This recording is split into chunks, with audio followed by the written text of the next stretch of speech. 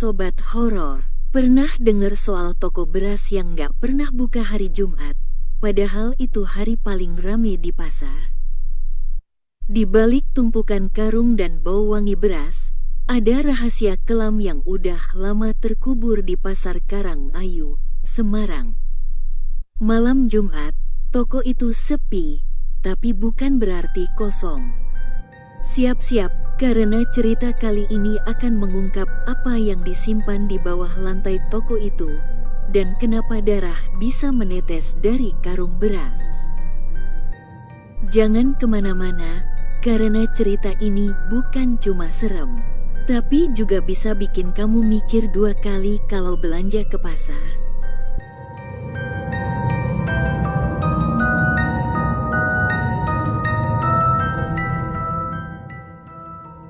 Pasar Karangayu di Semarang, seperti pasar tradisional pada umumnya, selalu riuh sejak subuh. Suara teriakan pedagang, langkah kaki para pembeli, bunyi motor yang mondar-mandir di lorong sempit. Semua berbaur jadi satu dalam ritme kehidupan yang gak pernah tidur.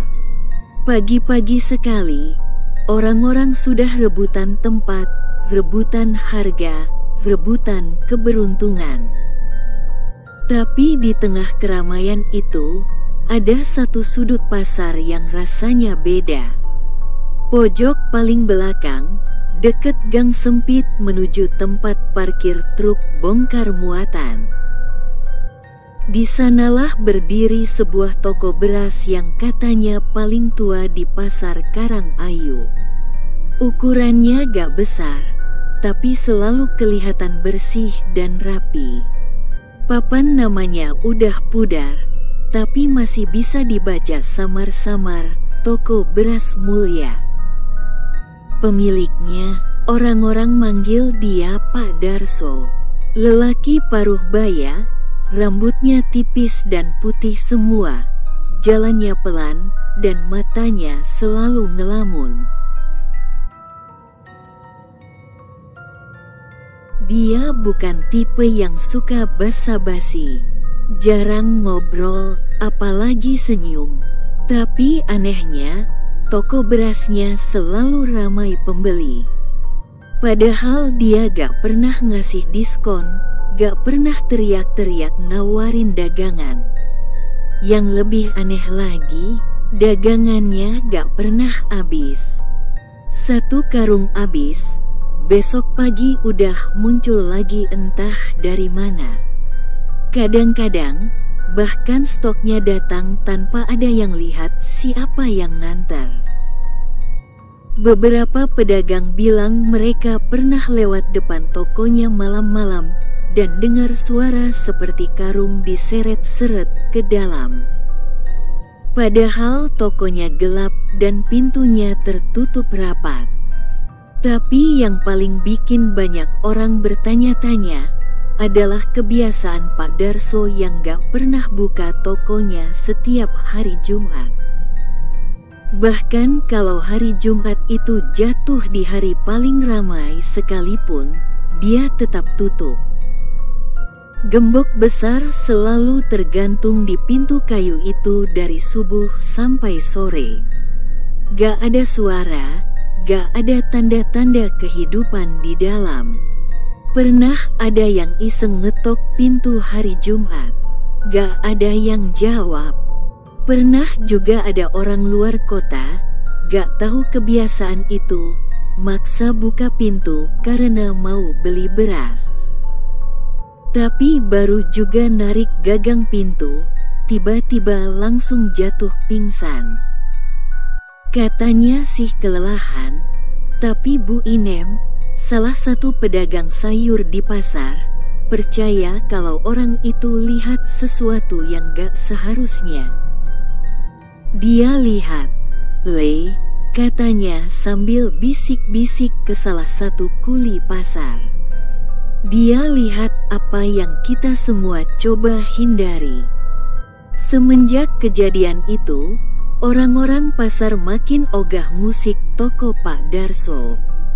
Kalaupun heran, mereka cukup bisik-bisik sambil nunduk. Entah karena takut, atau memang udah terbiasa nerima keanehan sebagai bagian dari hidup mereka. Ada satu hal yang juga aneh tapi jarang diperhatiin. Toko Pak Darso itu gak pernah kelihatan kotor. Debu pasar, cipratan air dari gat, bekas tanah sepatu pembeli, semua kayak enggan nempel di lantai tokonya. Bahkan pas musim hujan, waktu sebagian besar kios di pasar becek dan licin, lantai toko Pak Darso tetap kering dan mengkilap. Pernah ada anak kecil lari-lari masuk ke dalam toko itu waktu buka. Si anak cerita, katanya dia lihat ibu-ibu bersihin lantai sambil jongkok, bajunya merah semua dan rambutnya nutupin wajah. Tapi waktu ditanya lagi, anak itu langsung nangis dan demam seminggu. Pak Darso, waktu ditanya soal itu, dia cuma bilang, mungkin cuma bayangan. Lalu dia balik ngangkat karung seolah gak terjadi apa-apa. Toko beras lain sering ngeluh soal pasokan. Kadang susah dapat beras bagus, kadang harus nunggu berhari-hari. Tapi toko Pak Darso gak pernah begitu. Karung berasnya selalu baru, bersih, dan harum. Bukan cuma harum kayak wangi beras biasa, tapi kayak wangi kemenyan atau bunga-bungaan. Ada satu waktu, seorang pembeli pernah bilang dia ngerasa pusing waktu buka karung beras dari toko itu.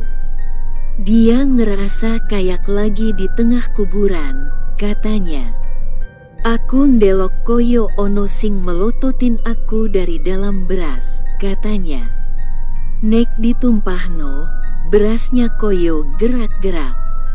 Tapi ya, siapa yang percaya cerita begitu? Lagi pula, harga berasnya murah dan selalu tersedia. Dalam keadaan ekonomi kayak sekarang, banyak yang lebih mikirin isi perut daripada rasa was-was. Lagian, Pak Darso juga gak pernah terlihat mencurigakan. Ya, dia aneh, pendiam, tapi bukan orang jahat. Selalu tepat waktu buka toko, gak pernah berisik, gak pernah nyusahin pedagang lain. Meski begitu, waktu berjalan, cerita soal toko itu tetap hidup. Anak-anak muda yang bantu-bantu di pasar, biasanya dilarang oleh orang tua mereka buat kerja di situ. Gak usah, Le, banyak tempat lain, kata mereka. Jangan sampai kamu jadi bagian dari yang gak pernah kembali. Ngomong-ngomong soal itu, memang pernah ada beberapa nama yang dulunya kerja di situ, tapi sekarang gak tahu kemana. Waktu ditanya, Pak Darso cuma jawab singkat, sudah selesai kontraknya, mereka pulang ke kampung. Tapi waktu dicek, kampung halaman mereka bilang anak-anak itu gak pernah pulang. Beberapa malah gak pernah kabarin keluarga lagi. Tapi ya, itu semua cuma rumor. Gak ada bukti, gak ada laporan polisi. Cuma bisik-bisik di antara pedagang, ditambah tatapan mata yang penuh peringatan kalau ada yang nekat bertanya lebih dalam. Kalau kamu tanya siapa yang paling percaya semua cerita itu, jawabannya pasti Bu Inem. Dia udah dagang sayur dari sebelum reformasi, dan udah lihat banyak hal di pasar ini. Dia bilang, waktu masih muda, dia pernah lihat Pak Darso datang pertama kali ke pasar Karangayu. Tapi anehnya, dari dulu wajahnya gak pernah berubah. Masih kurus, pucat, jalannya pelan, dan matanya kosong. Ndak menua-menua, Le. Padahal aku iki wes nambahi cucu, katanya sambil tertawa kecut. Ada satu kejadian yang gak bisa dilupakan orang-orang lama di pasar itu. Waktu itu, sekitar belasan tahun lalu, seorang dukun dari luar kota datang ke pasar. Katanya mau bantu membersihkan energi negatif yang katanya kuat banget di pasar Karangayu. Dia bawa alat-alat ritual, bawa dupa, dan langsung jalan keliling pasar. Waktu dia sampai di depan toko Pak Darso, dia langsung berhenti. Matanya membelalak, lalu dia berbisik lirih ke orang-orang sekitar, tempat ini bukan untuk manusia biasa. Setelah itu, dukun itu pingsan. Dan anehnya, waktu sadar, dia gak bisa ngomong lagi. Sampai sekarang, katanya masih hidup, tapi hanya bisa melotot dan menangis. Orang-orang makin yakin kalau toko itu bukan toko biasa. Tapi mereka juga sadar, hidup harus terus jalan. Jadi selama gak diganggu, ya mereka juga gak ganggu. Itulah kenapa banyak yang memilih diam, pura-pura gak tahu, dan tetap jualan seperti biasa. Dan toko itu masih berdiri, masih buka setiap hari, kecuali Jumat. Kenapa selalu tutup hari Jumat? Itu pertanyaan yang gak pernah dapat jawaban jelas. Tapi kalau kamu jalan-jalan ke pasar Karangayu, coba aja tengok ke pojok belakang pasar. Lihat toko kecil dengan cat kayu usang dan bau kemenyan samar-samar dari dalam. Kalau hari itu bukan Jumat, kamu mungkin bisa lihat Pak Darso lagi duduk di kursinya sambil mengikat karung. Tapi kalau kebetulan kamu lewat pas hari Jumat dan toko itu gelap, sepi, dan terkunci rapat, jangan coba-coba ketuk pintunya. Karena beberapa orang bilang, kadang dari balik celah kayu pintu itu bisa kelihatan sepasang mata. Bukan milik Pak Darso, tapi sesuatu yang lain. Sesuatu yang lapar. Asteris. Namanya Randy, umurnya 21 tahun. Baru pindah ke Semarang 2 bulan lalu karena keterima kuliah di salah satu universitas swasta di daerah Ngalian. Bapaknya seorang buruh bangunan di Kendala, ibunya ibu rumah tangga biasa. Hidup mereka sederhana, jadi begitu diterima kuliah, Randy sadar dia harus bantu dirinya sendiri. Pagi itu, langit Semarang mendung. Randy berjalan kaki ke pasar Karangayu dengan niat nyari kerja. Dia sudah muter-muter di beberapa kios, nanya sana-sini, tapi rata-rata jawabannya sama, belum butuh orang. Sampai akhirnya dia nyasar ke bagian belakang pasar. Jalannya agak becek, dan makin ke dalam makin sepi. Di sanalah dia lihat toko beras kecil dengan cat kayu pudar dan papan nama kusam, toko beras mulia. Tapi yang bikin Randy berhenti bukan karena tokonya terlihat mengundang. Justru sebaliknya, ada sesuatu dari toko itu yang terasa sunyi. Padahal di kanan kirinya masih ramai, tapi toko itu seolah ada di dunianya sendiri. Hening, hawa di depannya seperti lebih dingin. Randy melangkah ragu, tapi rasa penasaran dan kebutuhan mendesak bikin dia mengetuk pintu setengah terbuka. "Permisi, Pak." Suaranya pelan. Dari dalam, terdengar suara gesekan kursi. Lalu muncul sesosok pria tua dengan wajah datar. Rambutnya putih semua, kulitnya pucat, dan matanya menatap kosong, seperti nggak benar-benar melihat Randy. "Ya, saya mau tanya, Pak, apa butuh pegawai?" Randy nekat. Pak Darso diam sebentar. Pandangannya naik turun menelusuri tubuh Randy. Tanpa ekspresi. "Bisa ngangkat karung?"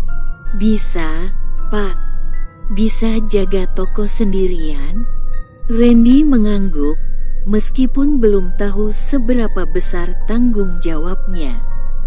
Pak Darso menatapnya lebih lama kali ini, lalu tiba-tiba berkata, "Besok pagi datang. Jam 5, pakai baju bersih. Tapi ingat, setiap hari Jumat, jangan datang. Toko tutup. Jangan lewat depan toko. Jangan mendekat." Suaranya datar, tapi tegas. Randy mengangguk lagi. Dalam hati ia senang karena akhirnya dapat kerja, meskipun perasaan aneh mulai merayapi dadanya. Kenapa harus dilarang datang hari Jumat? Bukannya justru itu hari pasar paling ramai? Randy pulang sambil membawa rasa campur aduk. Aneh sih, tapi dia gak berani nolak. Dia butuh uang tambahan buat makan, kos, dan transport. Gajinya gak dibicarakan tadi, tapi dia pikir akan dibahas besok saat mulai kerja. Esoknya, subuh-subuh Randy sudah sampai di depan toko itu. Pasar belum sepenuhnya hidup. Udara pagi di Semarang masih lembab dan segar. Tapi begitu mendekat ke toko Pak Darso, hawa dingin itu terasa lagi. Beda dari udara di tempat lain. Toko itu sudah terbuka. Di dalam, karung-karung beras tersusun rapi. Pak Darso sedang duduk di bangku kayu kecil, membelah kertas plastik untuk takaran beras. "Datang tepat waktu. Bagus," katanya tanpa menoleh. Hari pertama kerja berjalan cukup lancar. Randy hanya diminta menyapu, menyusun ulang karung-karung, dan melayani beberapa pembeli. Aneh, memang, karena toko itu kecil, tapi selalu saja ada pembeli yang datang setiap 10 menit sekali, seperti antrean tak kasat mata. Sebagian besar dari mereka tidak banyak bicara. Mereka menyebut jumlah yang dibeli, menyerahkan uang, lalu pergi cepat-cepat. Beberapa bahkan menunduk seolah enggan menatap wajah Pak Darso. Tapi ada satu hal yang bikin Randy penasaran. Di belakang rak-rak beras, ada sebuah pintu kayu tua yang selalu tertutup. Tidak terkunci, tapi tidak pernah dibuka. Beberapa kali Randy mendengar suara lirih dari balik pintu itu, seperti bisikan, atau mungkin cuma suara tikus. Dia mencoba tidak peduli. Tapi saat Randy berdiri terlalu dekat dengan pintu itu, ia merasa seperti ada yang memperhatikan. Udara seketika menjadi berat. Dan, anehnya, setiap kali dia mendekat ke pintu itu, Pak Darso akan muncul entah dari mana dan memanggil namanya. "Randy, bantu angkat karung ini." Seolah tahu dia mau ngintip. Hari-hari berjalan cepat. Toko tetap tidak pernah buka di hari Jumat, sesuai pesan awal. Randy memanfaatkan hari itu untuk kuliah atau bersih-bersih kos. Tapi tetap saja, rasa penasaran tentang alasan hari Jumat itu makin membesar dalam pikirannya. Dan rasa itu makin menjadi saat suatu malam Kamis, Pak Darso menyuruhnya pulang lebih cepat. "Besok Jumat, jangan ke sini. Apapun yang kamu dengar dari arah pasar, abaikan." Kata-katanya seperti peringatan, bukan permintaan. Malam itu, Randy gelisah. Kosnya tidak terlalu jauh dari pasar, jadi kadang dia masih bisa dengar suara pasar dari kejauhan. Tapi malam itu berbeda. Sekitar jam 12 malam, Randy mendengar suara berisik dari arah pasar Karangayu. Bukan suara manusia, seperti karung diseret di atas lantai. Seperti geraman rendah dari makhluk besar yang sedang lapar. Dan entah kenapa, hidungnya mencium wangi bunga melati bercampur bau amis logam yang sangat tajam. Dia berdiri di jendela, mencoba melihat ke arah pasar. Tapi gelap, angin malam seolah membisikkan sesuatu di telinganya, membuat bulu kuduknya berdiri. Paginya, Randy tetap datang ke pasar karena harus belanja kebutuhan dapur. Saat melewati toko beras itu, ia berhenti sebentar. Gembok besar tergantung di pintu kayu, seperti biasa. Tapi di bawah pintu, ia melihat genangan air tipis berwarna merah tua yang merembes keluar. Warga pasar lain tidak ada yang berani mendekat. Beberapa hanya menoleh, lalu buru-buru menunduk dan berjalan cepat. Seolah hal itu bukan sesuatu yang perlu dibicarakan. "Jangan dipikirin, Le," kata Pak Warso, tukang parkir yang sering ngobrol sama Randy. "Udah banyak yang penasaran, tapi gak semua bisa pulang selamat." Malamnya, Randy mimpi aneh. Dia berdiri di dalam toko itu, sendirian. Rak-rak beras kosong, pintu kayu belakang terbuka. Dari dalam, keluar sesosok wanita berambut panjang, bajunya merah basah seperti abis diguyur darah. Wajahnya gak kelihatan. Tapi dia melangkah pelan ke arah Randy, sambil membawa sesuatu yang dibungkus daun pisang.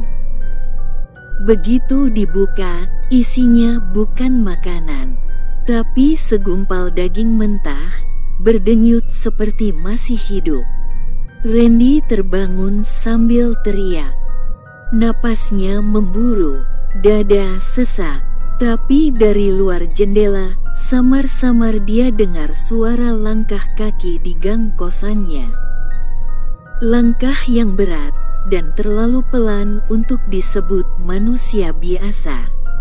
Dan malam itu, Randy sadar satu hal. Pekerjaan ini terlalu mudah dia dapatkan. Dan mungkin terlalu mahal harga yang harus dia bayar nantinya. Asteris. Hari Jumat berikutnya datang lebih cepat dari yang Randy bayangkan. Sejak mimpi aneh malam itu, dia mulai merasa gelisah setiap kali melintasi gang belakang kosannya. Bau melati yang menyengat terkadang tercium tanpa sebab, dan hawa di sekitarnya mendadak dingin saat lewat pukul 2 pagi.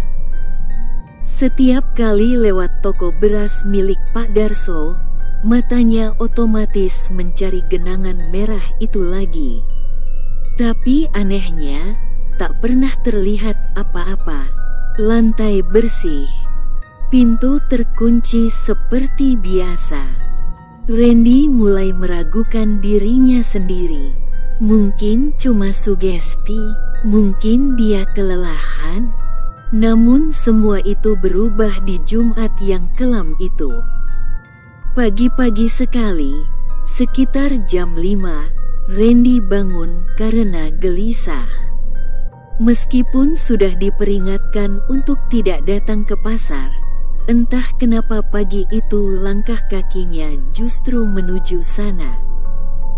Tanpa sadar, dia memakai jaket, mengambil helm, dan jalan kaki menyusuri gang menuju pasar Karangayu. Suasana pasar masih sepi. Beberapa kios baru saja buka, pedagang sayur terlihat sedang merapikan dagangannya. Tapi lorong belakang tempat toko Pak Darso berada sunyi seperti biasa. Randy berdiri cukup jauh, tak berani terlalu dekat. Tapi dari tempatnya berdiri, dia melihat karung-karung beras tertumpuk di teras toko. Seolah seseorang baru saja meletakkannya di situ. Tapi, siapa? Toko itu jelas tutup, gembok masih tergantung.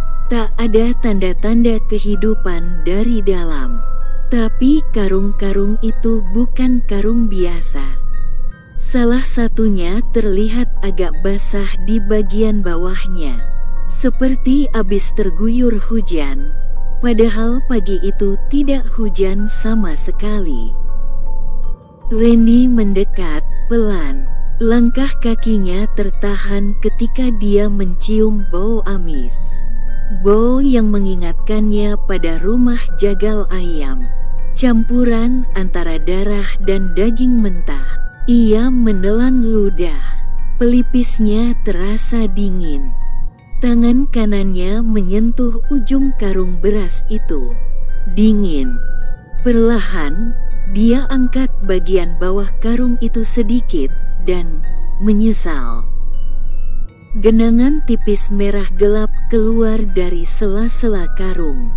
Bukan sekadar air, ini kental. Bau besinya menyengat. Dan yang lebih membuat darahnya membeku, ada sesuatu seperti rambut terjepit di sela-sela jahitan karung. Rambut hitam panjang. Astaga, bisik Randy pelan. Dia buru-buru mundur. Napasnya tersengal, wajahnya pucat. Matanya terus menatap karung itu, seolah takut sesuatu akan keluar darinya. Tiba-tiba, suara dari dalam toko memanggil namanya. Randy. Suara itu lirih, seperti suara perempuan, tapi aneh. Terlalu datar, terlalu sunyi, dan menggema di kepalanya. Tidak terdengar oleh siapapun, tapi Randy tahu itu bukan halusinasi. Dia membeku di tempat, lututnya gemetar. Matanya menatap pintu toko yang tertutup rapat, tapi bayangan seperti tangan kurus menyentuh bagian kaca jendela dari dalam.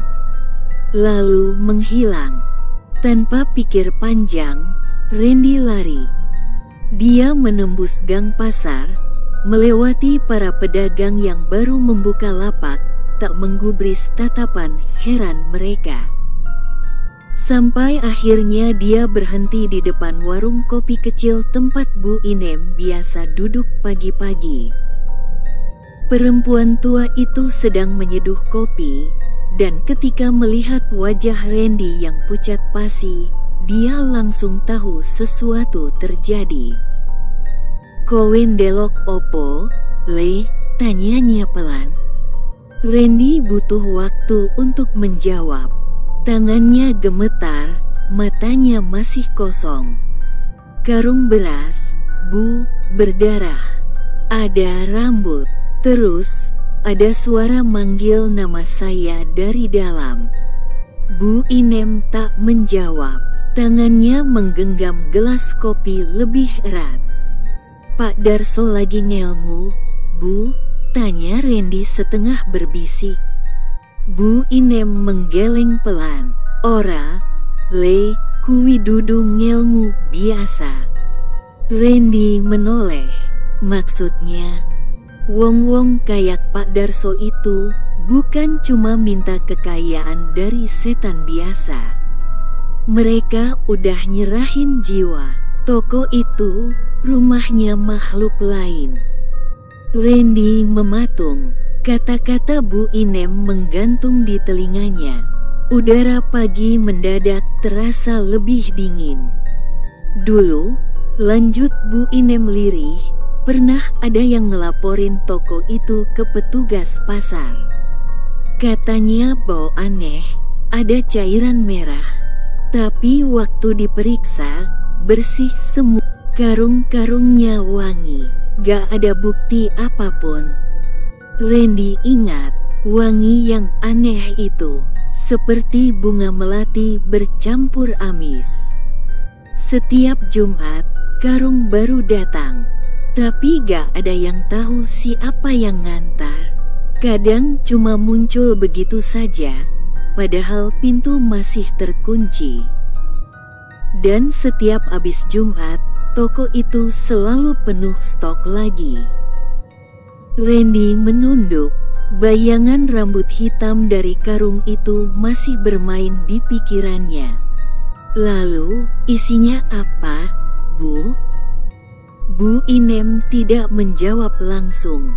Dia menghela napas panjang, lalu menatap Randy dengan mata yang sudah lelah menyimpan banyak rahasia.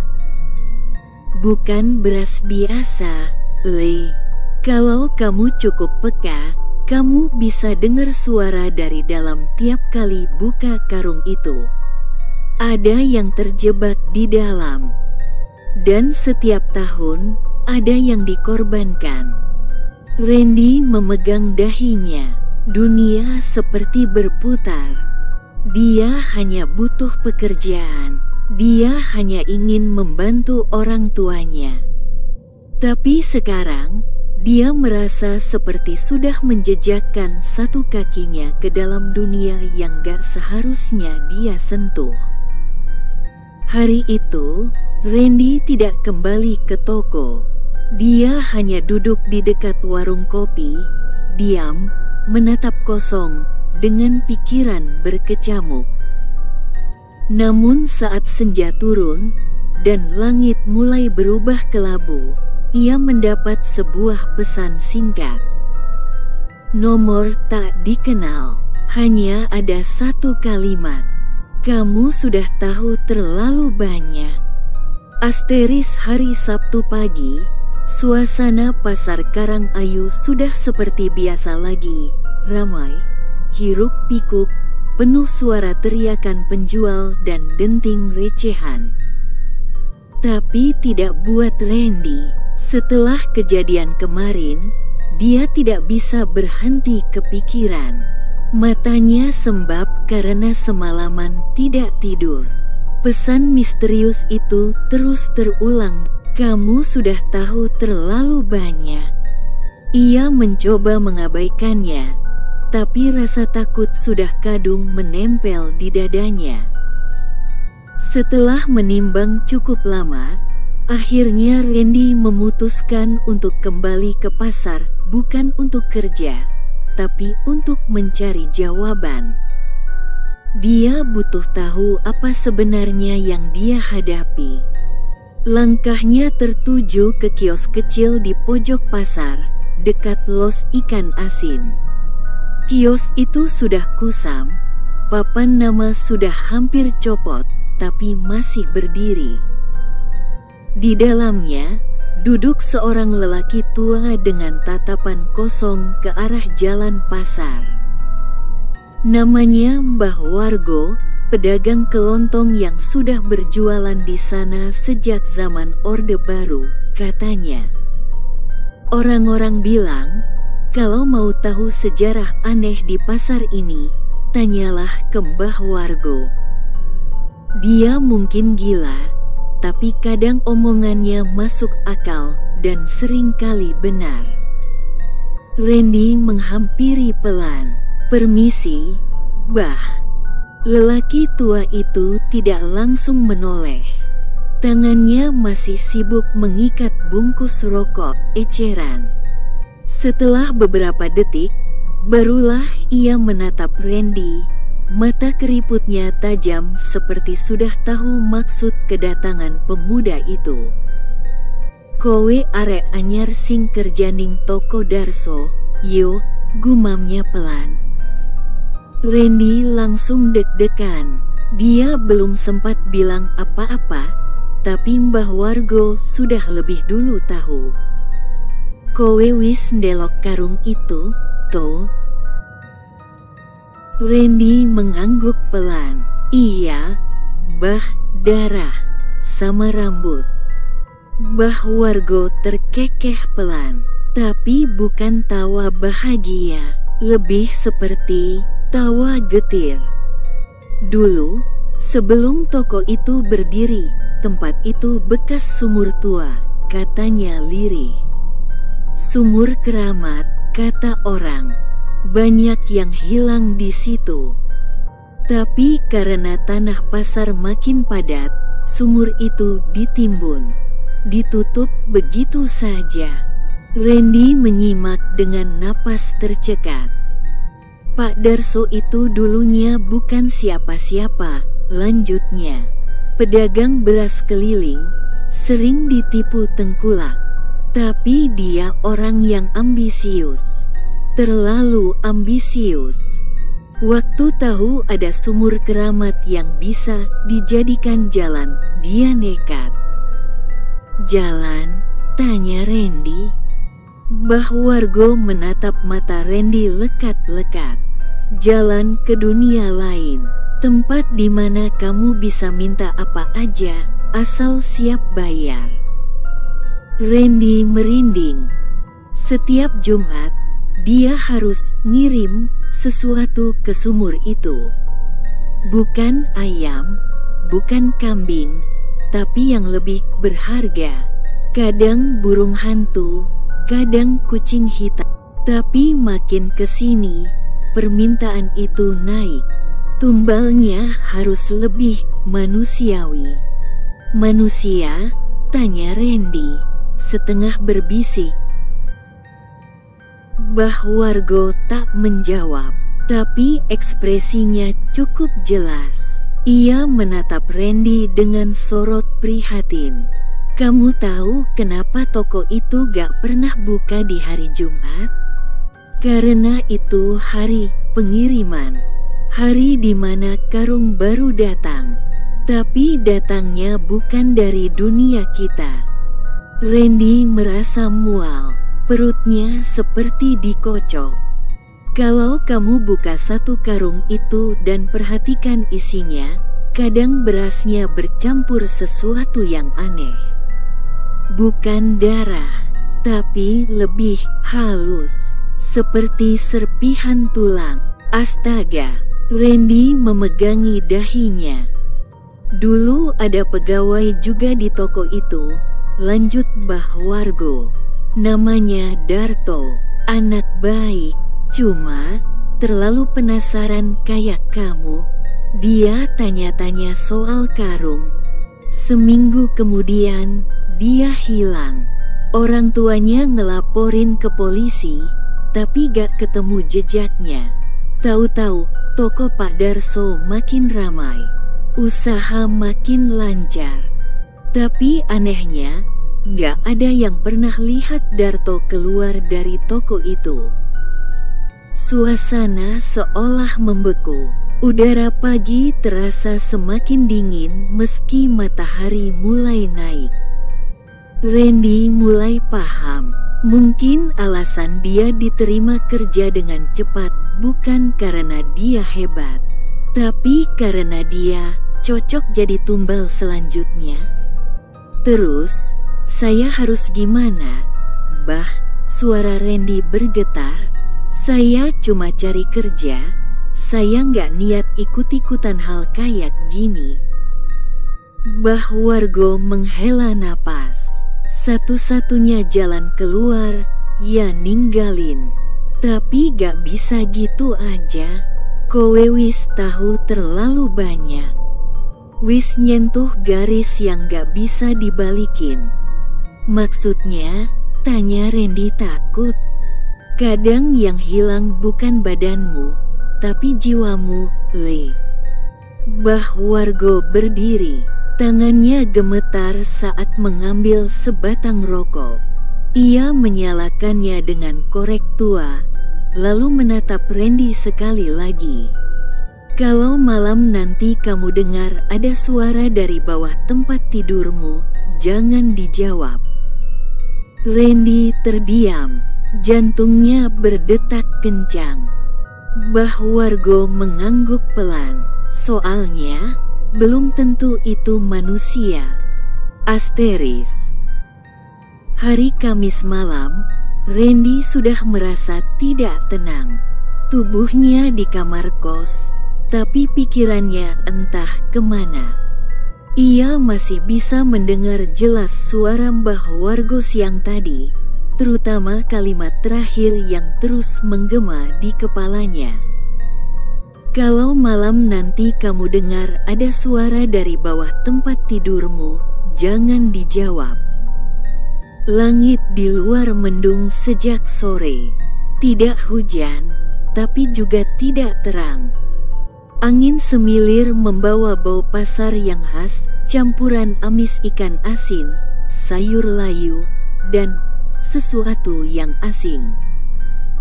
Bahkan dari kamar kosnya yang hanya berjarak beberapa blok dari pasar Karang Ayu, Randy merasa seperti bisa mencium bau itu.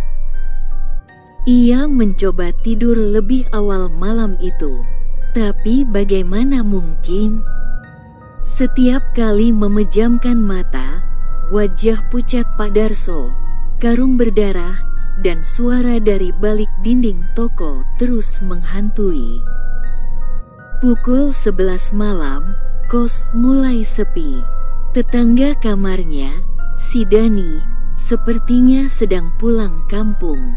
Beberapa kamar lain sudah gelap.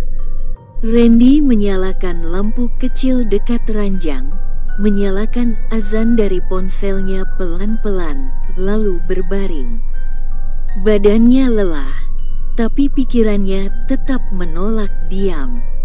Setengah jam, 1 jam. Dan, di tengah keheningan itu, dia mendengarnya. Suara gesekan pelan, seperti sesuatu diseret di lantai. Randy langsung membuka mata. Ia menoleh ke kanan, ke kiri, tidak ada apa-apa. Tapi suara itu terdengar lagi. Kali ini lebih jelas. Dari arah bawah tempat tidurnya. SSSRRT, SSSRRTT. Randy menahan napas. Jantungnya berdegup makin cepat. Tangannya bergerak refleks meraih senter dari ponsel. Tapi ia ingat peringatan Mbah Wargo. Jangan dijawab. Dan di saat ia mencoba untuk diam, terdengar suara bisikan. Pelan, parau, dan sangat dekat. Randy.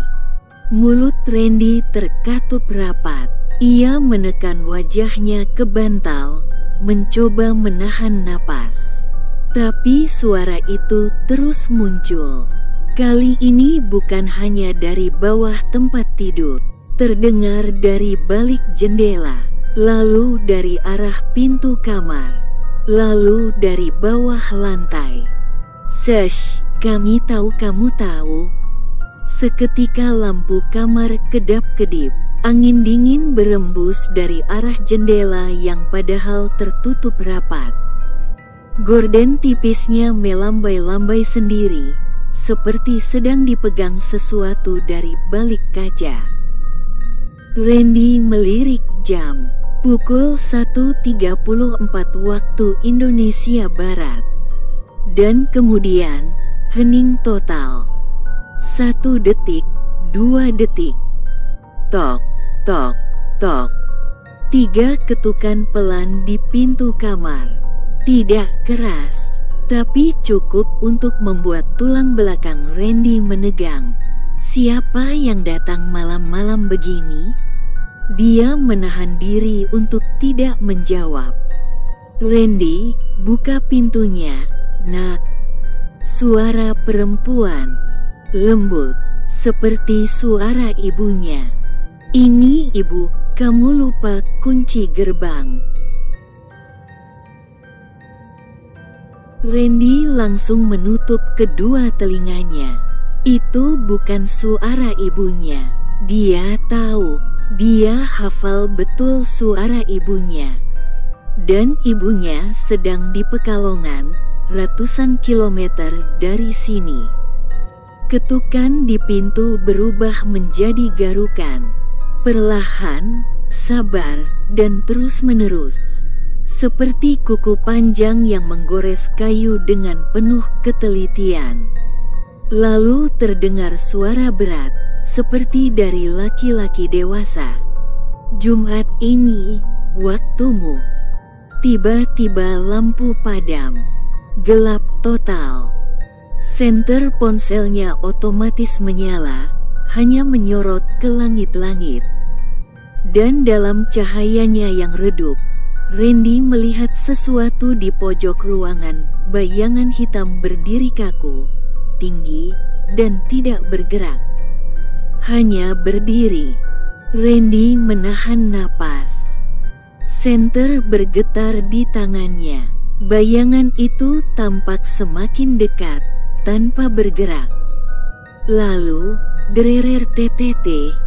Ponselnya bergetar. Notifikasi pesan WhatsApp masuk. Layar ponsel menyala sebentar, menampilkan satu pesan dari Pak Darso. Jumat, pukul 4. Toko, jangan terlambat. Seketika, bayangan itu menghilang. Lampu menyala kembali. Garukan berhenti. Angin reda. Tapi Randy tahu, sesuatu sudah berubah malam itu. Besoknya, Jumat pagi, Randy hanya duduk diam di kamar. Matanya sayu, wajahnya pucat, dan tangan gemetar. Pukul 3.45 dini hari, ponselnya pesan dari nomor tak dikenal. Kalau kamu tidak datang, toko akan menjemputmu. Dia tidak punya pilihan, seolah ada kekuatan tak terlihat yang memaksanya bangkit, mengenakan jaket, dan berjalan ke arah pasar. Langit masih gelap. Kota Semarang belum bangun. Pasar Karangayu lengang seperti kota mati. Tak ada satupun penjual. Tak ada suara ayam. Tak ada gerobak lewat. Hanya ada toko beras di ujung pasar yang terbuka sedikit. Lampu dalamnya menyala samar, seperti menunggu. Dan untuk pertama kalinya, toko itu buka di hari Jumat. Asteris. Pasar Karangayu masih gelap ketika Randy tiba. Jam tangannya menunjukkan pukul 3.58. Suasana sepi luar biasa. Tak ada satupun suara kehidupan, bahkan jangkrik pun seolah enggan bersuara. Kabut tipis menggantung di antara lapak-lapak kosong. Lampu-lampu pasar berkedip pelan, seperti enggan menyala penuh. Semua tampak mati suri. Dan di ujung pasar, seperti yang sudah bisa ditebak, toko Pak Darso terbuka setengah. Cahaya kekuningan dari dalam toko seperti menarik-narik langkah Randy. Dia sebenarnya ingin lari, tapi kakinya seakan terikat. Ada semacam energi yang memaksanya melangkah ke sana. Saat ia mendekat, daun pintu toko perlahan berderit terbuka lebih lebar. tanpa ada yang menyentuhnya. Randy berdiri di ambang pintu. Jantungnya berdetak tak beraturan. Napasnya memburu. Toko itu tampak berbeda, lebih besar dari biasanya. Di dalamnya, deretan karung-karung beras tersusun rapi. Tapi ada yang janggal. Beberapa karung tampak seperti sesuatu sedang bergerak dari dalamnya. Pak Darso tiba-tiba muncul dari belakang rak. Wajahnya masih sama, datar, pucat, dan matanya kosong. "Kamu datang juga," katanya tanpa ekspresi. "Berarti kamu sudah separuh jalan." Randy menelan ludah. Ia ingin bertanya, tapi mulutnya seolah terkunci. Pak Darso berjalan ke arah pojok toko, lalu menarik tali tirai kecil di dinding. Di baliknya, tampak sebuah pintu kayu tua dengan simbol aneh yang diguratkan menggunakan sesuatu yang berwarna merah kehitaman. "Kau akan melihat sesuatu. Tapi sebelum masuk, ada yang ingin bicara padamu." Randy mengernyit. Lalu dari pintu itu muncul seseorang. Mbah Wargo. Tapi wajahnya lebih tua, lebih keriput, dan sorot matanya sangat tajam. Ia membawa tongkat kayu bengkok dan berdiri tepat di depan pintu dengan aura yang kuat. Seperti penjaga sesuatu yang tak boleh dilewati. "Randy," katanya pelan tapi tegas. "Kamu sudah terlalu jauh, tapi kamu masih bisa kembali. Tapi kalau kau terus melangkah, kau harus tahu apa yang akan kamu bayar." Randy memberanikan diri bicara. "Kenapa saya dipilih? Apa yang ada di balik pintu itu? Kenapa toko ini gak pernah buka hari Jumat?" Mbah Wargo mendekat, lalu mengulurkan tangan ke bahu Randy. "Toko ini bukan toko biasa. Ini penyeimbang. Setiap Jumat, pintu antara dunia manusia dan dunia mereka terbuka. Toko ini dijadikan penutup. Tapi butuh penjaga agar tidak ada yang masuk atau keluar sembarangan. Dan kau mungkin akan dijadikan penjaga berikutnya." Randy menatapnya tak percaya. "Kenapa saya?" "Karena kau masuk terlalu dalam. Karena kau melihat yang tak seharusnya kau lihat, karung berdarah itu. Kau sudah terikat." Pak Darso, yang sedari tadi hanya berdiri diam, akhirnya angkat suara. "Setiap penjaga hanya bisa bertahan 17 tahun. Setelah itu, dia harus mencari pengganti. Aku sudah melewati waktuku. Jumat ini, batas waktuku. Pintu itu akan terbuka selamanya." Randy mundur satu langkah. Wajahnya pucat. "Lalu, apa maksud pesanmu semalam?" tanyanya ke Pak Darso. "Itu peringatan terakhir. Kalau kamu datang, berarti kamu dipilih. Kalau kamu lari, kami akan mencari yang lain. Tapi akan lebih buruk. Karena pengganti yang tidak siap akan hancur." "Lalu saya harus apa?" Mbah Wargo menunjuk ke arah pintu kayu itu. "Masuklah. Lihat apa yang sebenarnya dijaga.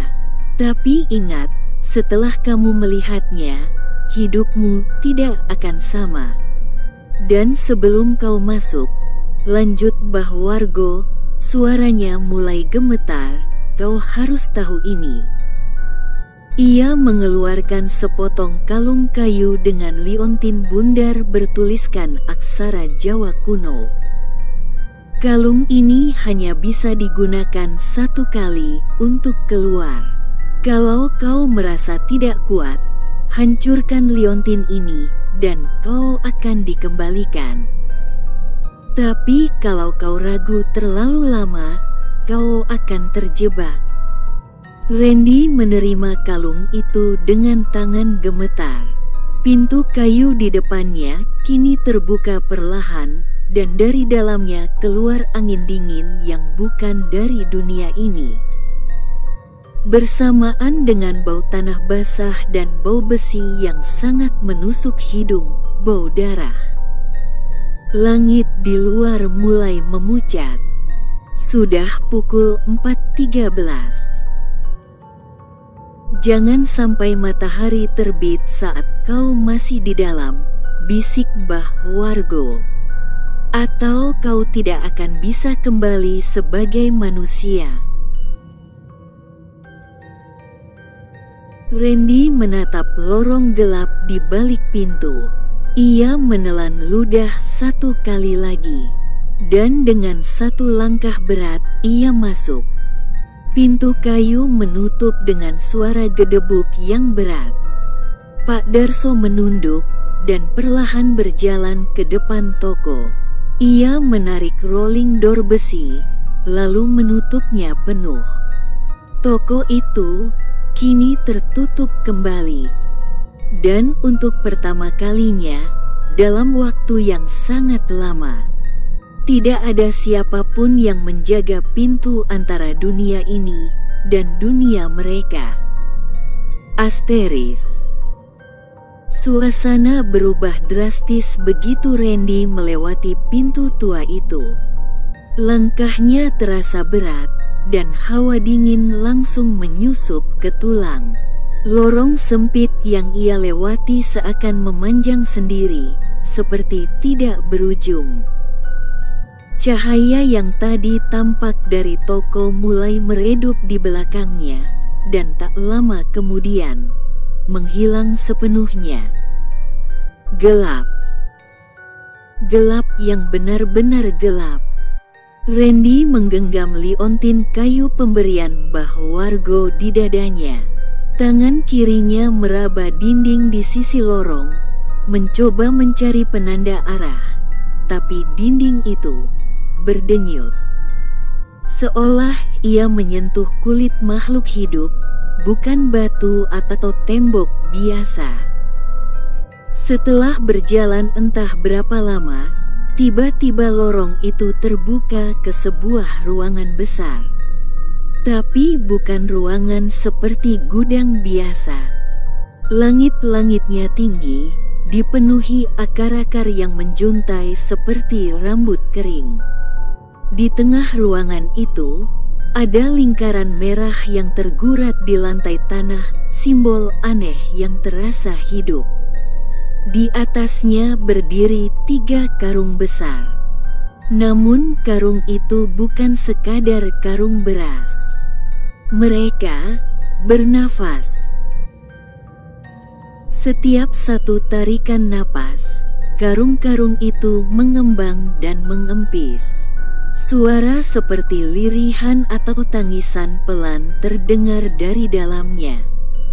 Dan di sekitar lingkaran itu, ada tulang-tulang ayam, potongan rambut, dan sesajen yang tampaknya belum lama diletakkan. Di ujung ruangan, ada sebuah lantai kayu tua yang terlihat mencurigakan. Seperti bisa dibuka. Randy mendekat pelan-pelan. Langkahnya terasa berat, seolah lantai itu mencoba menolaknya. Tapi rasa ingin tahu mengalahkan rasa takutnya. Ia jongkok dan mulai menyentuh lantai kayu itu. Ujung-ujungnya mulai longgar. Dengan sedikit tenaga, ia congkel satu papan. Krak. Suara kayu patah memecah keheningan. Dan dari celah itu, tercium bau yang sangat menyengat. Bau busuk, seperti bangkai yang sudah bertahun-tahun membusuk, bercampur tanah lembab dan karat. Randy menarik papan kayu berikutnya, dan yang ia lihat membuatnya nyaris muntah. Ada tumpukan jasad, puluhan. Tapi bukan sekadar mayat. Mereka berpakaian seperti orang biasa, pedagang pasar, pemuda, perempuan muda. Beberapa bahkan masih memakai atribut identitas, nama toko, lencana koperat, dan wajah-wajah mereka. Semua menatap ke atas, matanya terbuka, mulutnya ternganga, membeku dalam ekspresi ketakutan. Lalu, satu dari mereka, seorang perempuan muda berambut panjang dengan seragam all shop pasar, bergerak sedikit. Matanya berkedip. Randy terlonjak mundur, tapi ia terpeleset dan jatuh tepat ke atas lantai kayu yang setengah terbuka. Suara desahan mengerikan mulai terdengar dari bawah. Bukan desahan satu orang, tapi ramai. Bebaskan kami. Kami belum mati. Kami dikurung di hari Jumat. Suara-suara itu bergema di seluruh ruangan. 3 karung besar di tengah ruangan mulai bergetar hebat. Simbol di tanah menyala pelan, seperti api merah yang menari. Dan dari balik pintu lorong, muncul Pak Darso. Tapi ada yang berubah dari dirinya. Wajahnya lebih tua, kulitnya menghitam di bagian tertentu. Matanya tak lagi manusiawi, hitam penuh, tanpa bola mata. Kau melihatnya, katanya lirih. Kau sekarang sudah tahu kenapa toko ini harus tutup di hari Jumat. Tiap Jumat, roh-roh ini bangkit. Mereka haus, mereka lapar, mereka harus dijaga agar tidak keluar. Randy, yang masih terduduk lemas, berusaha berdiri. Tapi mereka manusia, Pak. Mereka belum mati, mereka dikurung. Pak Darso menghela napas berat. Dan itulah alasan kenapa harus ada pengorbanan. Bukan untuk menyiksa, tapi untuk menjaga dunia ini tetap utuh. Agar yang di dalam tidak menyatu dengan yang di luar. Dan sekarang, waktunya sudah dekat. Jumat ini adalah Jumat terakhirku sebagai penjaga. Ia mengangkat tangannya, memperlihatkan tanda merah berbentuk lingkaran yang perlahan membakar kulitnya sendiri. Tandaku sudah mulai lenyap. Jika tidak ada yang menggantikan, gerbang ini akan terbuka. Semua yang kau lihat akan meluap keluar ke dunia. Dan kau sudah ditunjuk oleh mereka sendiri. Randy menggeleng. Tidak, aku gak mau jadi bagian dari ini. Aku bukan penjaga, aku cuma pekerja. Pak Darso mengangguk pelan. Kau punya pilihan, satu jalan terakhir. Ia menatap liontin di leher Randy. Hancurkan liontin itu sekarang. Kau akan kembali, tapi mereka akan mencari pengganti lain. Dan bisa jadi, mereka tidak memilih secara baik-baik. Tiba-tiba, dari tumpukan jasad di bawah lantai, tangan-tangan kurus pucat muncul dan menjulur ke atas. Beberapa menarik papan kayu, mencoba naik. Wajah-wajah pucat dengan mata kosong dan mulut menganga naik perlahan dari lubang gelap itu. "Tolong kami," mereka merintih. "Buka gerbangnya. Kami sudah lama ingin keluar." Randy memejamkan mata. Jantungnya berdetak cepat. Ia bisa kabur sekarang, atau tetap di sini, dan mencoba menutup semua ini untuk selamanya. Suara Pak Darso terdengar lagi, makin jauh. "Waktumu hampir habis, Randy. Pilih sekarang, sebelum semuanya terlambat." Asteris. Randy tidak tahu apa yang mendorongnya. Entah keberanian atau keputusasaan. Tapi detik itu juga, ia memilih untuk menghancurkan liontin kayu di dadanya. Seketika, lorong dan ruang bawah tanah itu mulai bergetar hebat. Tanah pecah, cahaya merah menyala terang, dan suara jeritan bergema dari segala arah. "Kau sudah memilih, Randy," suara Pak Darso menggema, namun sosoknya menghilang dalam kabut gelap. Lalu semuanya gelap.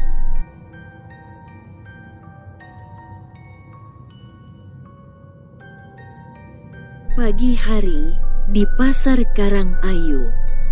Seorang petugas keamanan pasar menemukan Randy tergeletak di depan toko Pak Darso. Pakaian lusuh, penuh debu, dan tubuhnya gemetar seperti orang demam. Saat ditanya, Randy hanya bisa mengucapkan satu kalimat. "Tutup, tolong tutup toko itu tiap malam Jumat." Orang-orang mengira Randy kerasukan. Tapi anehnya, tubuhnya mengeluarkan bau tanah basah, seperti habis dikubur. Toko itu sendiri masih ada, masih berdiri di tempat yang sama. Tapi kini tak ada yang pernah melihat Pak Darso lagi. Pelang tokonya masih tergantung di atas pintu. Sumber sejahtera, beras grosir dan eceran. Hanya saja, semenjak kejadian itu, papan bertulisan "tutup" selalu tergantung setiap hari Jumat. Dan setiap kali ada pedagang baru yang menanyakan kenapa, para pedagang lama hanya menjawab pelan, "Itu bukan toko biasa. Kalau hari Jumat, biarkan saja kosong." Beberapa bulan kemudian, Randy pergi dari Semarang. Ia tidak pernah kembali ke pasar itu. Tapi setiap malam Jumat, ia sering terbangun oleh mimpi yang sama. Lorong gelap. Karung-karung berdarah.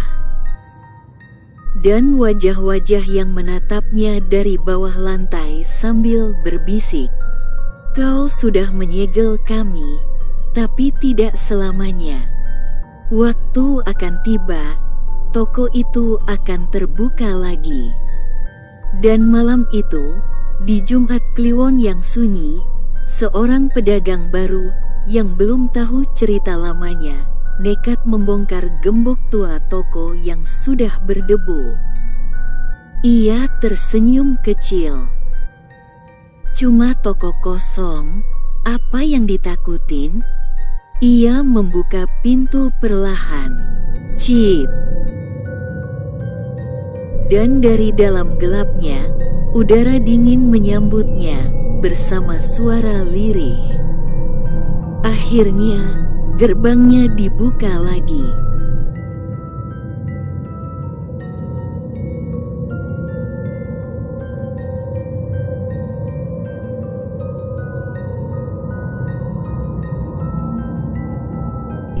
Jadi, toko itu masih berdiri. Tanpa Pak Darso, tapi tetap nggak buka tiap hari Jumat.